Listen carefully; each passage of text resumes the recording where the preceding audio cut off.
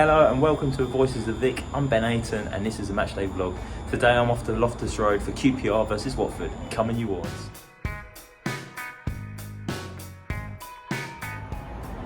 I am here at Hemel train station, just waiting to catch a train to Shepherd's Bush. It's my first away game since Birmingham away back in August, where we drew 1-1. So I'm really looking forward to this game. I do love away days, and I'm really excited to be doing this away day vlog with you all as well.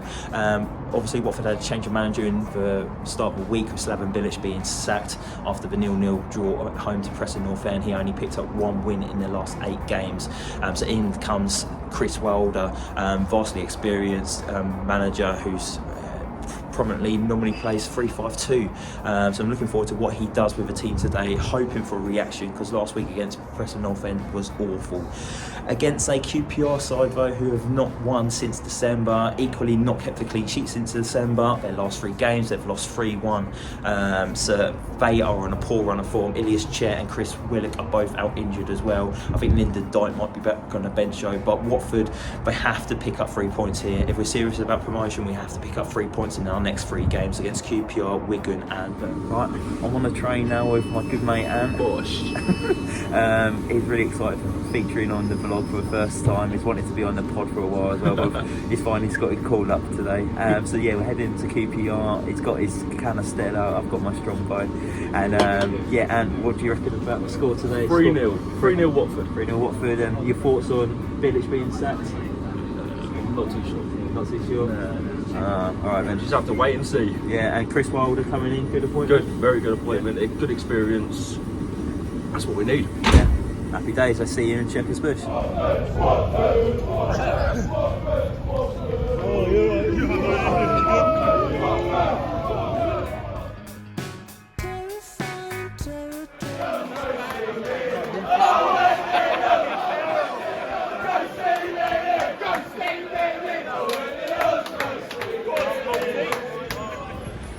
So the team news is out. Watford have made 2 changes to their team that drew 0-0 against Preston North End.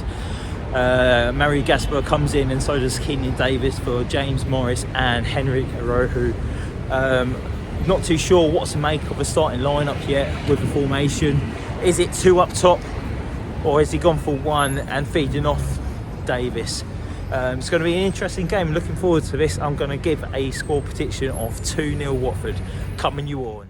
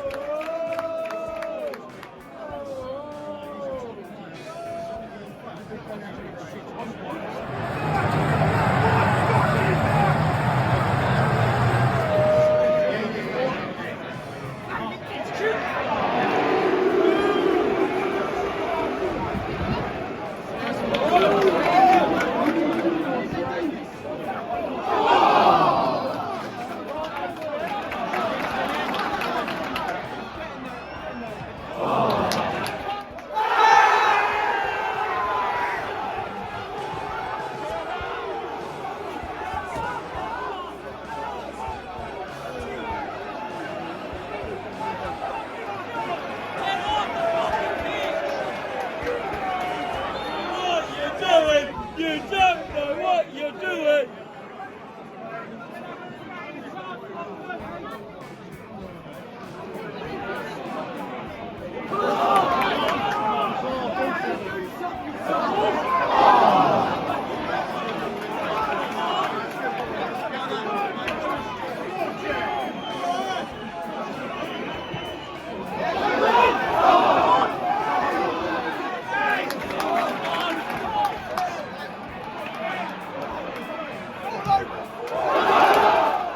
Finished QPR 1, Watford 0. Another pathetic performance from the Golden Boys. it's the same performance we've seen 3 times this season under 3 different head coaches. At the end of the day, the players have to take a bit of responsibility here. They weren't at it at all today. Second best all over the pitch. QPR won the first balls, the second balls.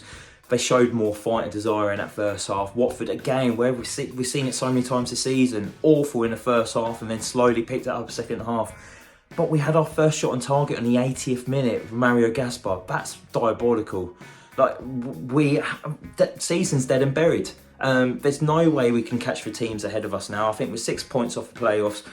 Yes, we've got 2 games coming up against Wigan and Birmingham City, but the season's dead and buried. It's embarrassing.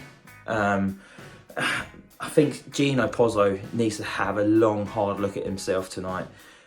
He's sacking managers left, right and centre, when really, if you look at it, he's potentially the issue here. I understand there'll be people thinking, yeah, but who else will you bring in?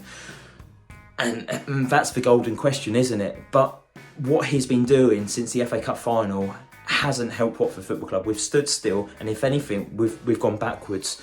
And we're sitting 10th in the table, and I wouldn't be surprised if we finish in the bottom half of the table this season. And I know I say bottom half, but we potentially could finish 13th, 14th, because the performances aren't there. Like today, the midfield was non-existent. You can't have a midfield 2 in the Championship when you got Chowdhury and Loser. They're not good enough to play as a 2.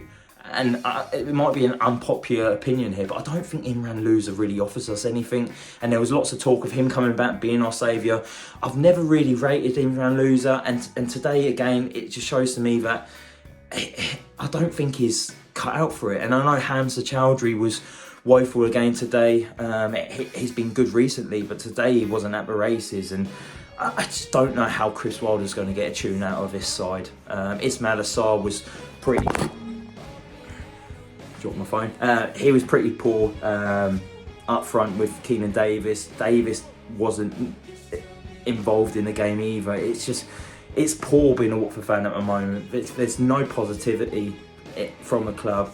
Fans are just frustrated. There was fans in the away end chanting Gino Pozzo out. It's getting toxic now. Sucks to be a Watford fan at the moment, especially with them lot up the M1 picking up a great 1-0 win away at Sheffield United and being further in front of us as well. So, look, I guess we've got time to react, haven't we? We've got Birmingham City at home Tuesday night. It's a great time to respond, but I think they picked up 3 points today, so it's going to be a tough game. So we'll have to see what happens. But yeah, thank you for watching me today. Stay safe and come on, you Warns.